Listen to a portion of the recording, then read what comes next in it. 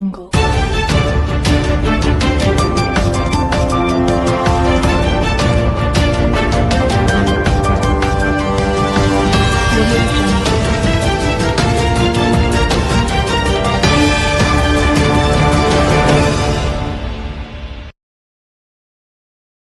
ಹಿರೇಜಂತಕಲ್ಲಿನ ಸರ್ಕಾರಿ ಪ್ರೌಢಶಾಲೆಯ ನೇತೃತ್ವದಲ್ಲಿ ಎಸ್ಎಸ್ಎಲ್ಸಿ ಫಲಿತಾಂಶ ಹೆಚ್ಚಳ ಬಾಲಕಾರ್ಮಿಕ ಪದ್ಧತಿ ವಿರೋಧಿ ಸೇರಿದಂತೆ ಬಾಲ್ಯ ವಿವಾಹ ನಿಷೇಧಕ್ಕೆ ಸಂಬಂಧಿಸಿದಂತೆ ಸಮುದಾಯ ಜಾಗೃತಿ ಕಾರ್ಯಕ್ರಮವನ್ನು ಬಸವಣ್ಣ ದೇವಸ್ಥಾನದ ಆವರಣದಲ್ಲಿ ಶಾಲೆಯ ಮುಖ್ಯೋಪಾಧ್ಯಾಯ ವೀರಭದ್ರಪ್ಪ ಗುಂಡಬಾಳರವರು ಉಪಸ್ಥಿತರಿದ್ದ ಗಣ್ಯರೊಂದಿಗೆ ಸಸಿಗೆ ನೀರು ಹಾಕುವುದರ ಮೂಲಕ ಚಾಲನೆ ನೀಡಿದರು. ಬಳಿಕ ಸಮಾರಂಭಕ್ಕೆ ಸಂಬಂಧಪಟ್ಟಂತೆ ಮಾತನಾಡಿ ವಿದ್ಯಾರ್ಥಿ ಜೀವನಕ್ಕೆ ಅತ್ಯಂತ ಮಹತ್ವವಾದ ಘಟ್ಟವಾದ ಎಸ್ಎಸ್ಎಲ್ಸಿ ಪರೀಕ್ಷೆಗಳು ಸಮೀಪಿಸುತ್ತಿವೆ. ಈ ಹಿನ್ನೆಲೆಯಲ್ಲಿ ಶಾಲೆಯ ವಿದ್ಯಾರ್ಥಿಗಳು 100ಕ್ಕೆ 100ರಷ್ಟು ಫಲಿತಾಂಶ ಪಡೆದುಕೊಳ್ಳುವಲ್ಲಿ ಪಾಲಕರ ಸಹಕಾರ ಅವಶ್ಯವಾಗಿದೆ. ಈ ಒಂದು ಜಾಗೃತಿ ಕಾರ್ಯಕ್ರಮ 4ನೇ ವರ್ಷದಾಗಿತ್ತು. ಪರೀಕ್ಷೆಯ ಆಯಾ ವಿಷಯಗಳಲ್ಲಿ ಅತಿ ಹೆಚ್ಚು ಪಡೆದುಕೊಂಡಂತಹ ವಿದ್ಯಾರ್ಥಿಗಳಿಗೆ ಆಯಾ ವಿಷಯಗಳ ಶಿಕ್ಷಕರು ವಿಶೇಷ ಬಹುಮಾನವನ್ನು ಕಲ್ಪಿಸುವುದರ ಮೂಲಕ ಕಲಿಕೆಯಲ್ಲಿ ಆಸಕ್ತಿ ಮೂಡಿಸುವುದು. ಬೆಳಿಗ್ಗೆ ಪಾಲಕರಿಗೆ ದೂರವಾಣಿಯ ಮೂಲಕ ಕರೆ ಮಾಡಿ ತಮ್ಮ ಮಕ್ಕಳು ಬೆಳಿಗ್ಗೆ ಆದ್ಯತೆ ಪ್ರೇರಣೆ ನೀಡುವುದು ಸೇರಿದಂತೆ ಪ್ರಧಾನಮಂತ್ರಿಗಳ 29 ಅಂಶದ ಕಾರ್ಯಕ್ರಮ ಹಾಗೂ ಕರ್ನಾಟಕ ರಾಜ್ಯ ಶಿಕ್ಷಣ ಇಲಾಖೆಯ ಕಾರ್ಯಕ್ರಮಗಳನ್ನು ಅನುಷ್ಠಾನಗೊಳಿಸುವ ನಿಟ್ಟಿನಲ್ಲಿ ಶಾಲೆ ಸಮುದಾಯದತ್ತ ಸಾಗಿ ಪಾಲಕರಿಗೆ ಅರಿವು ಮೂಡಿಸುವ ಉದ್ದೇಶ ಹೊಂದಿದೆ. ಇವುಗಳ ಜೊತೆಗೆ ರಾಷ್ಟ್ರೀಯ ಕಾರ್ಯಕ್ರಮಗಳು, ನಾಡಗೀತೆ, ರಾಷ್ಟ್ರಗೀತೆ, ಪ್ರತಿಭಾ ಕಾರಂಜಿ ಇವುಗಳ ಜೊತೆಗೆ ಯಾವುದೇ ಕಾರಣಕ್ಕೂ ಮಕ್ಕಳನ್ನು ಬಾಲಕಾರ್ಮಿಕರನ್ನಾಗಿ ಕೆಲಸಕ್ಕೆ ಕಳುಹಿಸಿದ್ದಲ್ಲಿ ಹಾಗೂ ಬಾಲ್ಯ ವಿವಾಹ ನಡೆಸಿದ್ದಲ್ಲಿ ಕಾನೂನು ಪ್ರಕಾರ ಶಿಕ್ಷೆಗೆ ಗುರಿಪಡಿಸುವ ವಿಷಯಗಳ ಕುರಿತು ಸಮಗ್ರ ಮಾಹಿತಿ ನೀಡಿದರು. 2025-26ನೇ ಸಾಲಿನ ಎಸ್ಎಸ್ಎಲ್ಸಿ ಫಲಿತಾಂಶವನ್ನು ಹೆಚ್ಚಿಸುವ ಹಿನ್ನೆಲೆಯಲ್ಲಿ ಮತ್ತು ಜನವಸತಿ ಪ್ರದೇಶದಲ್ಲಿರತಕ್ಕಂಥ ಬಾಲ್ಯ ವಿವಾಹ, ಬಾಲಕಾರ್ಮಿಕ ಪದ್ಧತಿ ಮತ್ತು ಮಕ್ಕಳ ಗೈರು ಹಾಜರಿಯನ್ನು ತಡೆಗಟ್ಟಲಿಕ್ಕೆ ಇವತ್ತಿನ ದಿನ ನಮ್ಮ ಶಾಲೆಯಿಂದ ಒಂದು ವಿಶೇಷ ಪ್ರಯತ್ನವನ್ನು ನಾವು ಈ ಒಂದು ಛಲವಾದಿ ಓಣಿಯ ಬಸವಣ್ಣ ದೇವರ ದೇವಸ್ಥಾನದಲ್ಲಿ ಆಯೋಜನೆ ಮಾಡಿದ್ದೀವಿ. ಈ ಒಂದು ಕಾರ್ಯಕ್ರಮದ ಉದ್ದೇಶ ಏನು ಅಂದರೆ ಎಸ್ಎಸ್ಎಲ್ಸಿ ಫಲಿತಾಂಶವನ್ನು ಹೆಚ್ಚಳ ಮಾಡೋದ್ರ ಜೊತೆಗೆ ಮಕ್ಕಳಿಗೆ ಒಂದು ಬದುಕನ್ನು ಕಟ್ಟಿಕೊಡೋದು ಮತ್ತು ಸಮಾಜದಲ್ಲಿರ್ತಕ್ಕಂತಹ ಬಾಲ್ಯ ವಿವಾಹ ಪದ್ಧತಿ ಆಗಿರ್ಬೋದು, ಬಾಲಕಾರ್ಮಿಕ ಪದ್ಧತಿಗಳ ಬಗ್ಗೆ ಜನಜಾಗೃತಿಯನ್ನು ಮೂಡಿಸೋದ್ರ ಮೂಲಕ ಸಮುದಾಯ ಜಾಗೃತಿ ಕಾರ್ಯಕ್ರಮವನ್ನು ಇವತ್ತಿನ ದಿನ ನಾವಿಲ್ಲಿ ಆಯೋಜನೆ ಮಾಡಿದ್ದೀವಿ. ಇದು ಪ್ರತಿ ವರ್ಷದಂತೆ ಈ ವರ್ಷ ಕೂಡ ಆಯೋಜನೆ ಮಾಡಿದ್ದು, ಕಳೆದ 3 ವರ್ಷಗಳಿಂದ ನಾವು ಮಾಡ್ತಾ ಇದ್ದು ಇದು 4ನೇ ವರ್ಷ ಈ ಒಂದು ಕಾರ್ಯಕ್ರಮವನ್ನು ನಾವು ಮಾಡಿದ್ದೀವಿ. ಶಾಲೆಯಲ್ಲಿ ಪಾಲಕರ ಸಭೆಯನ್ನು ಕರೆದಾಗ ಕೂಡ ಭಾಳಷ್ಟು ಜನ ಪಾಲಕರು ಬರದೇ ಇರೋದ್ರಿಂದ ಇವತ್ತು ಇಡೀ ಶಾಲೆಯನ್ನೇ ನಾನು ಇವತ್ತಿನ ದಿನ ನಮ್ಮ ಎಲ್ಲ ಶಿಕ್ಷಕ ವೃಂದವನ್ನು ಇವತ್ತಿನ ದಿನ ನಾವು ಇಲ್ಲಿ ಈ ಬಸವಣ್ಣ ದೇವರ ದೇವಸ್ಥಾನಕ್ಕೆ ತೊಗೊಂಡು ಬಂದಿದ್ದೀವಿ.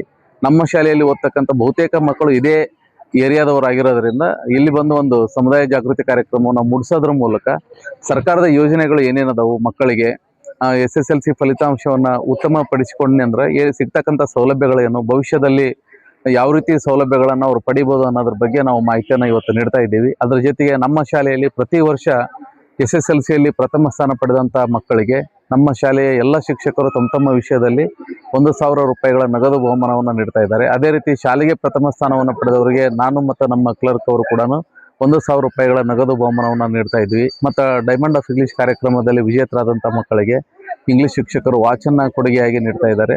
ಮತ್ತು ಅದರ ಜೊತೆಗೆ ಎಸ್ಎಸ್ಎಲ್ಸಿ ಫಲಿತಾಂಶವನ್ನು ಹೆಚ್ಚಳ ಮಾಡುವ ನಿಟ್ಟಿನಲ್ಲಿ ಪ್ರತಿದಿನ ಬೆಳಗ್ಗೆ 9 ಗಂಟೆಯಿಂದನೇ ವಿಶೇಷ ತರಗತಿಗಳನ್ನು ನಾವು ಆಯೋಜನೆ ಮಾಡ್ತಾ ಇದ್ವಿ. ಮತ್ತು ಸಾಯಂಕಾಲ 4:30ರಿಂದ 5:30ವರೆಗೆ ಗುಂಪು ಅಧ್ಯಯನವನ್ನು ಮಾಡಿ ಮಕ್ಕಳ ಒಂದು ಕಲಿಕೆಯ ಬಗ್ಗೆ ನಿಗಾ ವಹಿಸ್ತಾ ಇದ್ದೀವಿ. ಅದಲ್ಲದೆ ಮಾನ್ಯ ಪ್ರಧಾನ ಕಾರ್ಯದರ್ಶಿಯವರ 29 ಅಂಶಗಳ ಕಾರ್ಯಕ್ರಮಗಳನ್ನು ನಮ್ಮ ಶಾಲೆಯಲ್ಲಿ ಚಾಚು ತಪ್ಪದೇ ಜಾರಿಗೆ ತಂದಿದ್ದೀವಿ. ಅದರಲ್ಲಿ ಬೆಳಿಗ್ಗೆ 4ರಿಂದ 5 ಗಂಟೆ ಒಳಗಡೆನೇ ಎಲ್ಲ ಮಕ್ಕಳಿಗೆ ಫೋನನ್ನು ಮಾಡಿ ವೇಕಪ್ ಕಾಲನ್ನು ಮಾಡ್ತಾ ಇದ್ದೀವಿ. ಬೆಳಗ್ಗೆ ಮಗು ಎದ್ದಾನ ಇಲ್ಲ ಅನ್ನೋದನ್ನು ಕನ್ಫರ್ಮ್ ಮಾಡ್ಕೊತಾ ಇದ್ವಿ. ಆದರೆ ನಾವು ಫೋನ್ ಮಾಡಿದೆ ಕೂಡ ಬಹುತೇಕ ಪಾಲಕರು ಫೋನನ್ನು ರಿಸೀವ್ ಮಾಡ್ತಾ ಇಲ್ಲ. ಇದು ನಮಗೂ ನಿಜಕ್ಕೂ ಬೇಸರದ ಸಂಗತಿ. ಯಾಕಂದ್ರೆ ಪ್ರತಿಯೊಬ್ಬ ಶಿಕ್ಷಕರಿಗೂ 10 ಮಕ್ಕಳನ್ನು ನಾವು ದತ್ತು ನೀಡಿ ಮುಖ್ಯೋಪಾಧ್ಯಾಯನಾಗಿ ನನ್ನನ್ನು ಒಳಗೊಂಡಂತೆ ಎಲ್ಲ ಮಕ್ಕಳು ಕೂಡ ಎಲ್ಲ ಶಿಕ್ಷಕರು ಕೂಡ ಫೋನ್ ಮಾಡಿದ್ರು ಕೂಡ ಕೆಲವು ಮಕ್ಕಳು ಮತ್ತು ಪಾಲಕರು ಅದಕ್ಕೆ ಪ್ರತಿಕ್ರಿಯಿಸ್ತಾ ಇದ್ದಾರೆ. ಅದರ ಬಹುತೇಕ ಪಾಲಕರು ಅದಕ್ಕೆ ಸ್ಪಂದಿಸ್ತಾ ಇಲ್ಲ. ಇದು ನಮಗೆ ಬೇಜಾರಿನ ಸಂಗತಿ. ಇನ್ನು ಕೇವಲ 28 ದಿನ ಎಸ್ಎಸ್ಎಲ್ಸಿ ಪರೀಕ್ಷೆ ಉಳಿದಿದೆ. ಮಾರ್ಚ್ 18ರಿಂದ ಎಸ್ಎಲ್ಸಿ ಪರೀಕ್ಷೆಗಳು ಪ್ರಾರಂಭ ಆಗಲಿದ್ದು, ಉಳಿದಿರ್ತಕ್ಕಂಥ ದಿನಗಳಲ್ಲಿ ಪಾಲಕರು ತಮ್ಮ ಮಕ್ಕಳಿಗೆ ಪ್ರೋತ್ಸಾಹ ನೀಡೋದ್ರ ಜೊತೆಗೆ ಬೇರೆ ಯಾವುದೇ ಕೆಲಸ ಕಾರ್ಯಗಳನ್ನು ಹಚ್ಚದೆ ಸಂಪೂರ್ಣವಾಗಿ ಮಗುವಿನ ಓದಿನ ಕಡೆ ನಿಗಾ ವಹಿಸಿದ್ರು ಅಂದ್ರೆ ಒಂದು ಒಳ್ಳೆಯ ಫಲಿತಾಂಶವನ್ನು ಪಡೆಯಲಿಕ್ಕೆ ಸಾಧ್ಯ ಐತಿ. ಮತ್ತು ಅದರ ಜೊತೆಗೆ ಸಾಕಷ್ಟು ಸೌಲಭ್ಯಗಳದಾವು. 80%ಕ್ಕಿಂತ ಹೆಚ್ಚು ಫಲಿತಾಂಶವನ್ನು ಪಡೆದ್ರೆ SLC ಬೋರ್ಡ್ನಿಂದ ವಿಶೇಷ ಆಕರ್ಷಕ ಬಹುಮಾನಗಳದಾವು. ಅದರ ಜೊತೆಗೆ PUCಯನ್ನು ಓದಲಿಕ್ಕೆ ಮತ್ತು PUC ನಂತರ ತಮ್ಮ ಬದುಕನ್ನು ಕಟ್ಟಿಕೊಳ್ಳಲಿಕ್ಕೆ ಸಾಕಷ್ಟು ಅವಕಾಶಗಳಿದ್ದು ಆ ಅವಕಾಶ ಕಡೆಗೆ ಬೆಳಕು ಚೆಲ್ತಕ್ಕಂಥ ಕಾರ್ಯಕ್ರಮ ಇದಾಗಿದೆ ಅಂತ ನಾನು ಭಾವಿಸ್ತೀನಿ. ಇದರ ಜೊತೆಗೆ ದಿನಕ್ಕೊಂದು ಪ್ರತಿದಿನ ಪ್ರಾರ್ಥನಾ ವೇಳೆಯಲ್ಲಿ ಕೂಡ ರಸಪ್ರಶ್ನೆ ಕಾರ್ಯಕ್ರಮವನ್ನು ಪ್ರತಿದಿನ ಒಂದು ವಿಷಯದಂತೆ ನಾವು ಆಯೋಜನೆ ಮಾಡ್ತಾ ಇದ್ದೀವಿ. ಮತ್ತು FA1, FA2, FA3 ಆಗಿರ್ಬೋದು, SA1, SA2 ಪರೀಕ್ಷೆಗಳಲ್ಲಿ ಟಾಪ್ 10 ವಿದ್ಯಾರ್ಥಿಗಳನ್ನು ಆಯ್ಕೆ ಮಾಡಿಕೊಂಡು ಆ ವಿದ್ಯಾರ್ಥಿಗಳಿಗೆ ಪ್ರೋತ್ಸಾಹದಾಯಕ ಬಹುಮಾನಗಳನ್ನು ಪ್ರತಿ ವರ್ಷ ನಾವು ನೀಡ್ತಾ ಇದ್ದೀವಿ. ಈ ವರ್ಷ ಕೂಡ ಸಾಕಷ್ಟು ಬಹುಮಾನಗಳನ್ನು ಮಕ್ಕಳಿಗೆ ನಾವು ನೀಡಿದ್ದೀವಿ. ಅದಕ್ಕೆ ನಾವು ಮೊನ್ನೆ ನಡೆದಿರತಕ್ಕಂಥ ಪಾಲಕರ 2 ಸಭೆಗಳಲ್ಲಿ ಕೂಡ ಸಾಕಷ್ಟು ಬಹುಮಾನಗಳನ್ನು ವಿತರಣೆ ಮಾಡಿದ್ದೀವಿ. ಈ ವರ್ಷ ನಮ್ಮ ಶಾಲೆಯ ವಿದ್ಯಾರ್ಥಿಗಳು ಜಿಲ್ಲಾ ಮಟ್ಟದ ಖೋಖೋ ಸ್ಪರ್ಧೆಯಲ್ಲಿ ದ್ವಿತೀಯ ಸ್ಥಾನವನ್ನು ಪಡೆದು, ನಮ್ಮ ಶಾಲೆಯ 3 ವಿದ್ಯಾರ್ಥಿಗಳು ವಿಭಾಗ ಮಟ್ಟದ ಏನು ಕ್ರೀಡಾಕೂಟ ಸುರಪುರದಲ್ಲಿ ನಡೆಯುತ್ತಲ್ಲ ಅದರಲ್ಲಿ 3 ವಿದ್ಯಾರ್ಥಿಗಳು ಭಾಗವಹಿಸಿದ್ದಾರೆ. ಮತ್ತು ಇಲ್ಲಿಯ ನಮ್ಮ ಶಾಲೆಯ ವಿದ್ಯಾರ್ಥಿಗಳೇ ಪ್ರತಿ ವರ್ಷ ಆಗಸ್ಟ್ 15 ಆಗಿರ್ಬೋದು, ಸೆಪ್ಟೆಂಬರ್ 17 ಆಗಿರ್ಬೋದು, ಜನವರಿ 26 ಆಗಿರ್ಬೋದು, ನಾಡಗೀತೆ ಮತ್ತು ರೈತಗೀತೆಯನ್ನು ತಾಲೂಕಾ ಮಟ್ಟದ ಕ್ರೀಡಾಂಗಣದಲ್ಲಿ ನಮ್ಮ ಶಾಲೆಯ ಸಂಗೀತ ಶಿಕ್ಷಕರ ಮಾರ್ಗದರ್ಶನದಲ್ಲಿ ಪ್ರಸ್ತುತಪಡಿಸ್ತಾ ಇದ್ದಾರೆ. ಒಟ್ಟಿನಲ್ಲಿ ಮಕ್ಕಳ ಶೈಕ್ಷಣಿಕ ಪ್ರಗತಿಯನ್ನು ಹೆಚ್ಚಳ ಮಾಡ್ತಕ್ಕಂಥ ಎಲ್ಲ ಕಾರ್ಯಕ್ರಮಗಳನ್ನು ನಮ್ಮ ಶಾಲೆಯಲ್ಲಿ ಅಳವಡಿಸ್ಕೊಂಡಿದ್ದೀವಿ. ಇದ್ರ ಜೊತೆಗೆ ಇನ್ನೊಂದು ಅಂಶವನ್ನು ಹೇಳೋದಾಯಿತು ಅಂದ್ರೆ, ನಮ್ಮ ಶಾಲೆಯಲ್ಲಿ ಇರ್ತಕ್ಕಂಥ ಕಿಚನ್ ಗಾರ್ಡನ್ ಅದು ಒಂದು ವಿಶೇಷ ಆಕರ್ಷಣೆಯಾಗಿದ್ದು, ಅಲ್ಲಿ ನಾವು ಬೆಳೀತಕ್ಕಂತಹ ತರಕಾರಿಗಳಾಗಿರ್ಬೋದು, ಸೊಪ್ಪು ಆಗಿರ್ಬೋದು, ಅದನ್ನೇ ನಾವು ಅಡುಗೆ ಕಾರ್ಯಕ್ಕೆ ಬಳಸೋದ್ರಿಂದ ಅದು ಕೂಡ ಒಂದು ಪರಿಸರ ಪ್ರಜ್ಞೆಯನ್ನು ಮಕ್ಕಳಲ್ಲಿ ಮೂಡಿಸ್ತಕ್ಕಂಥ ಕಾರ್ಯವನ್ನು ಕೂಡ ಮಾಡ್ತಾ ಇದ್ದೀವಿ. ಮತ್ತು ತ್ಯಾಜ್ಯಗಳ ವಿಂಗಡಣೆ ಮಾಡೋದಾಗಿರ್ಬೋದು, ಹಸಿ ಕಸ ಒಣ ಕಸ ವಿಂಗಡಣೆ ಮಾಡೋದಾಗಿರ್ಬೋದು, ಮತ್ತು ಬಾಲಕಿಯರ ಒಂದು ಸಬಲೀಕರಣ ಮಾಡೋ ನಿಟ್ಟಿನಲ್ಲಿ ಬಾಲಕಿಯರಿಗೆ ಕೆಲವೊಂದಿಷ್ಟು ಜೀವನ ಕೌಶಲ್ಯಗಳನ್ನು ಹೇಳಿಕೊಡ್ತಕ್ಕಂಥ ಕೆಲಸವನ್ನು ಕೂಡ ನಮ್ಮ ಶಾಲೆಯಲ್ಲಿ ಮಾಡ್ತಾ ಇದ್ದೀವಿ. ಅದೇ ರೀತಿ ಆರೋಗ್ಯ ಇಲಾಖೆಯಿಂದ ಈ ವರ್ಷ ನಮ್ಮ ಶಾಲೆಗೆ ಆಗಮಿಸಿ ಹದಿಹರೆಯದವರ ಸಮಸ್ಯೆಗಳು ಮತ್ತು ಅದಕ್ಕೆ ಪರಿಹಾರಗಳನ್ನು ಆರೋಗ್ಯ ಇಲಾಖೆ ಎಲ್ಲ ಸಿಬ್ಬಂದಿಗಳು ನೀಡಿದ್ದಾರೆ.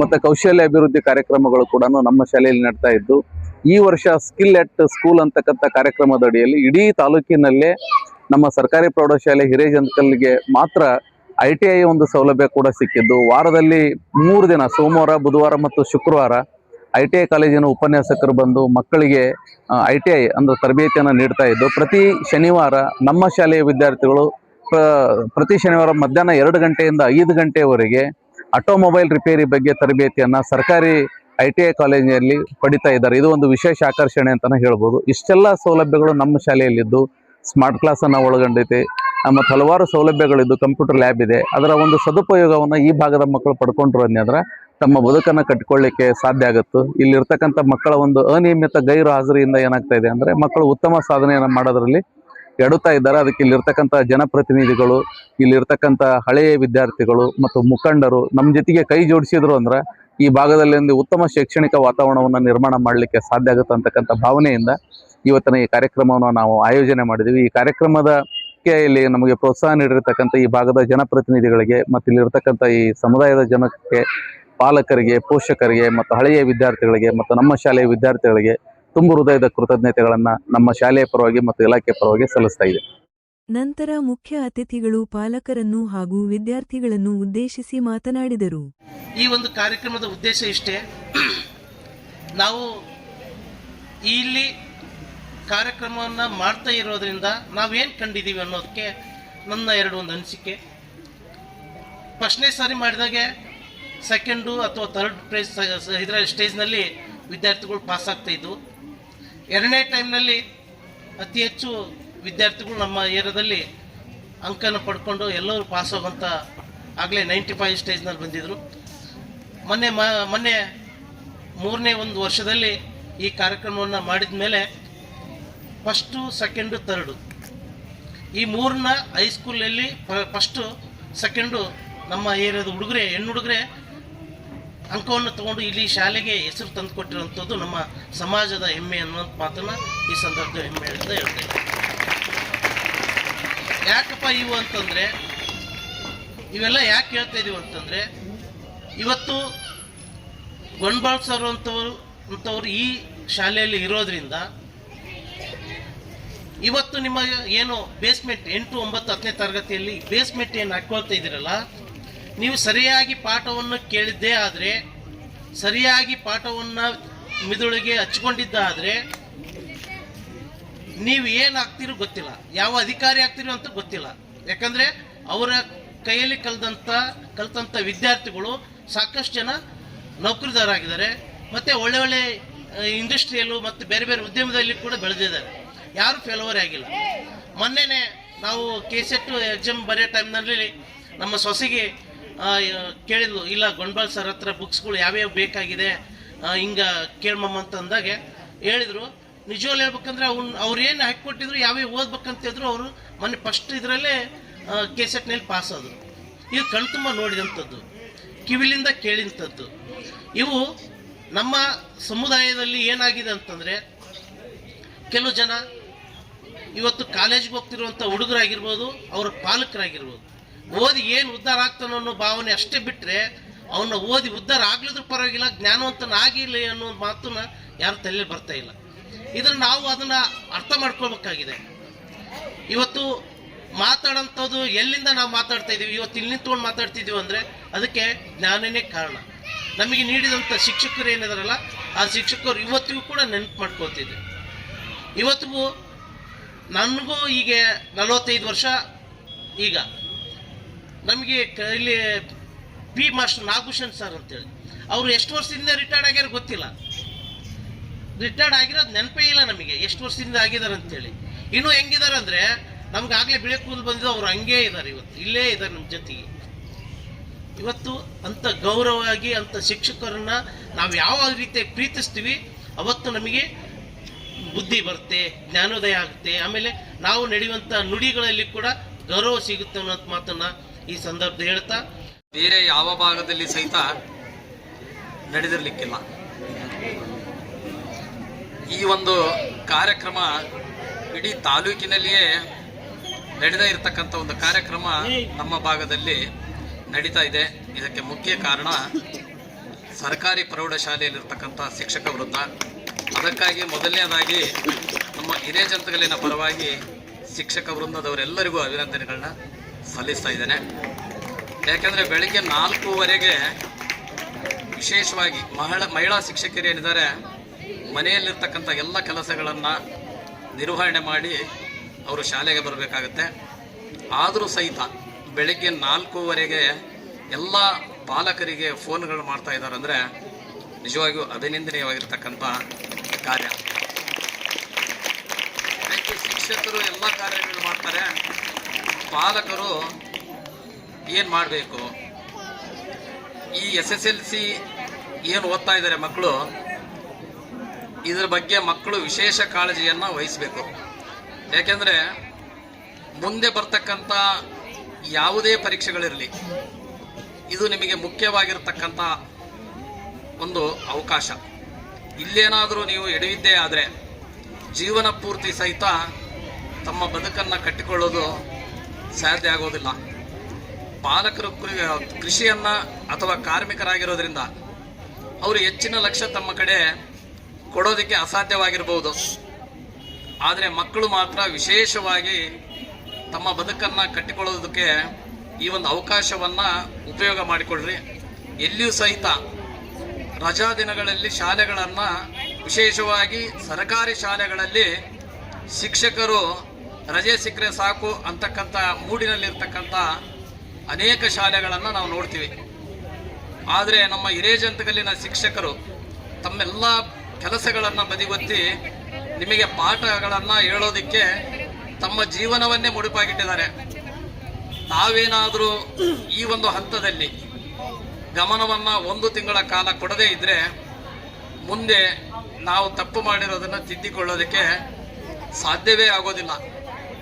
ಹಾಗಾಗಿ ಏನು ಪಾಲಕರು ತಮಗೆ ಶಾಲೆಗಳನ್ನ ಕಳಿಸೋದಕ್ಕೆ ಬಿಟ್ಟುಕೊಟ್ಟಿದ್ದಾರೆ, ಅದನ್ನು ಮುಂದೆ ನಮ್ಮ ತಂದೆ ತಾಯಿಗೆ ಯಾವುದೇ ಕೆಲಸಗಳ ನಿರ್ನಾಮ ಮಾಡದೆ ನಾವು ಸರ್ಕಾರಿ ನೌಕರಿಗಳಾಗಲಿ, ಈ ಭಾಗದಲ್ಲಿ ಇಂಜಿನಿಯರ್ಗಳಾಗಲಿ, ಡಾಕ್ಟರ್ಗಳಾಗಲಿ, ಹಾಗೆ ನಮ್ಮ ಕುಟುಂಬವನ್ನು ನಿರ್ವಹಣೆ ಮಾಡ್ತಕ್ಕಂಥ ಜವಾಬ್ದಾರಿ ತಮ್ಮೆಲ್ಲರ ಮೇಲಿದೆ. ಟೈಮು ಯಾರು ಟೈಮಿಗೆ ಬೆಲೆ ಕೊಡ್ತೀರೋ ಅಂಥವ್ರ ಜೀವನದಲ್ಲಿ ಮುಂದೆ ಬರ್ತಾರಾ? ಇದು ನಿಮ್ಮಲ್ಲಿ ಇರಬೇಕು. ನಿಜವಾಗ್ಲೂ ನೋಡಿಲ್ಲ, ಎಕ್ಸಾಮ್ ಬರಬೇಕಾದ್ರೆ ನೀವು 365 ದಿನ ನೀವು ಓದ್ತೀರಿ. ಅಲ್ಲಿ ಬರೀ ಎಷ್ಟು ದಿನ? ಬರೀ 3 ತಾಸು.